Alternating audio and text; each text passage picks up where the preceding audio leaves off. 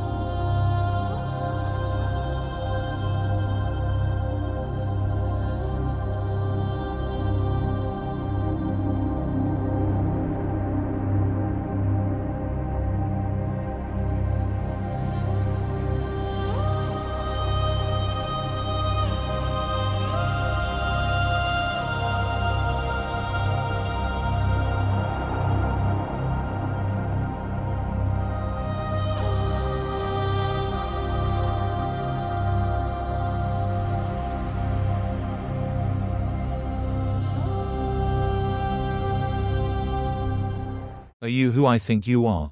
Rufia asked, his voice a whisper against the backdrop of the dream. She smiled softly, an expression that filled the void with warmth. "Did I die?" he inquired, a hint of uncertainty lacing his tone. She shook her head slowly, the gesture a gentle balm for his anxious thoughts. As the lady extended the chalice toward him, a rush of emotion surged through Rufia. He hesitated, then knelt before her. "Forgive me, my lady, but why me? I am a nobody, I."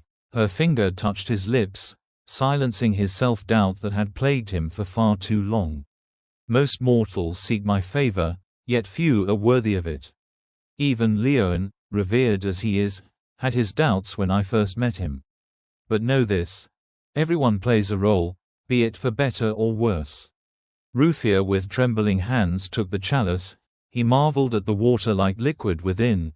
It pulsated with an ethereal energy that coursed through him. He sipped, and the world around him brightened for a fleeting moment. As the chalice returned to her, she drew nearer, her hand resting gently against his chest. "Whenever you doubt," she said, her voice soothing like the caress of a soft breeze, "believe that you are worthy. And if that isn't enough, trust in your friends." Tears stung Rufia's eyes as the enormity of her words enveloped him. "I will do my best," he promised, humility woven through his words. With a final smile, the lady began to fade, the dream trembling like the last notes of a lullaby. As Rufia woke, he blinked against the bright light of dawn filtering through the window. He gazed at his body in astonishment. What should have been a canvas of agonized scars was now flawless skin, alive with newfound strength and vitality. He rose, donning light trousers, and ventured to enjoy the promise of sunrise. As the horizon brushed upwards with hues of amber and gold, the wooden door creaked open, breaking the tranquil moment. Rassiquin and Melusine entered, their expressions a mixture of surprise and unease. At the sight of Rufia at the window, The breakfast tray slipped from Rasiquin's hands, crashing to the floor. "Rufia, you," Rasiquin began, but Rufia cut him off with a calm wave. "Instead of fretting, why not enjoy the sunrise? We should cherish peaceful moments like this," Rufia declared serenely. Melusine's hand instinctively gripped the hilt of their sword. You, is it true?" he stammered. "Yes. Isn't that why you were following Rasiquin? To confront him?" Rufia counted lightly, as if discussing the weather. Melusine hesitated, guilt threading through his features as Rasiquin cast a sidelong glance at him.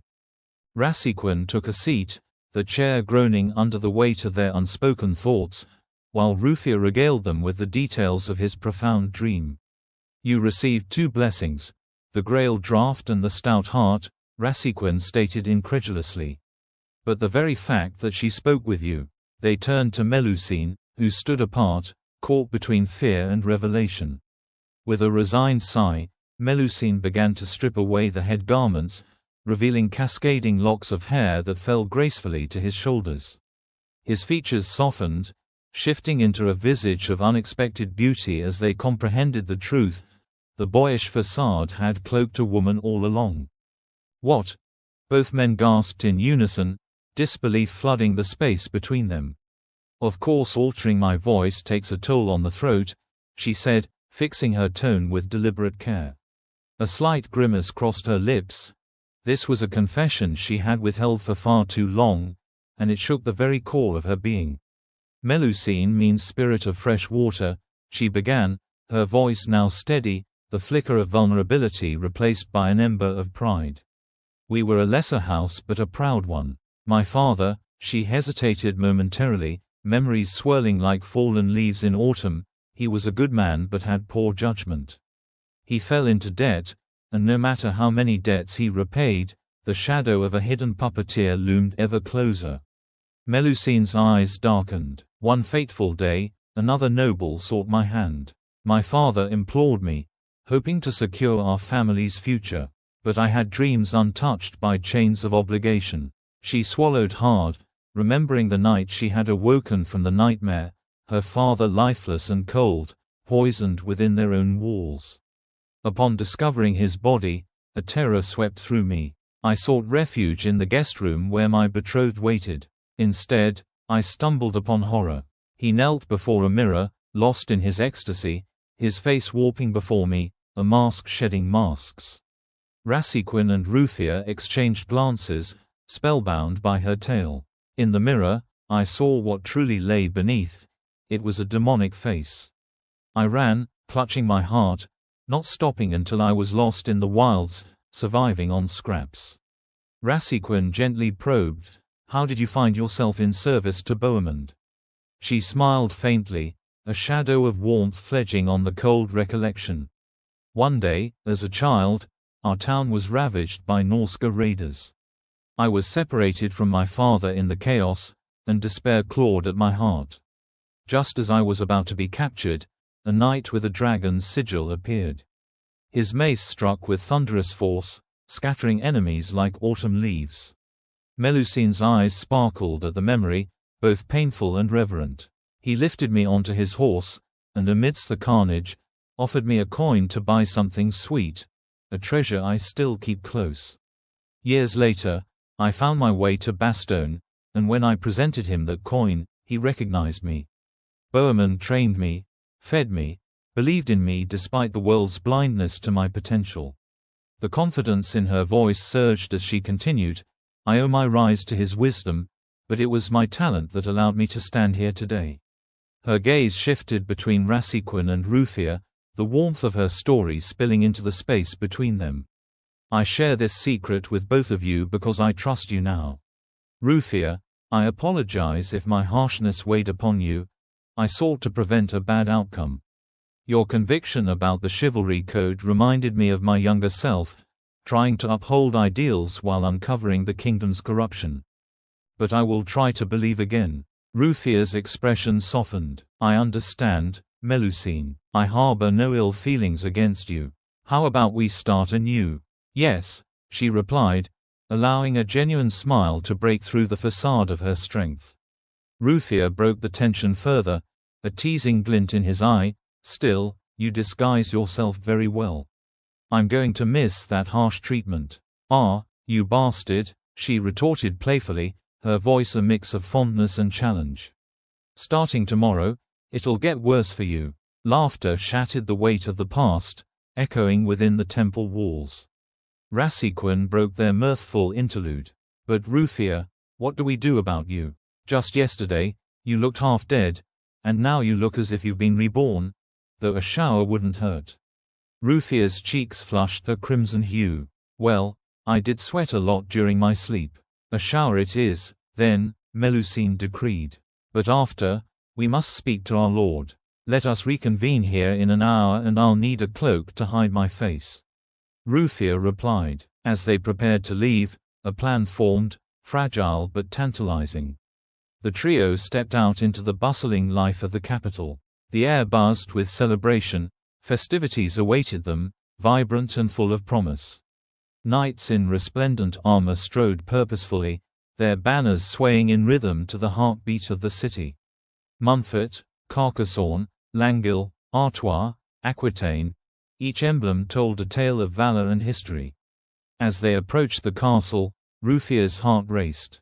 He spotted familiar faces among the soldiers, yet something felt amiss.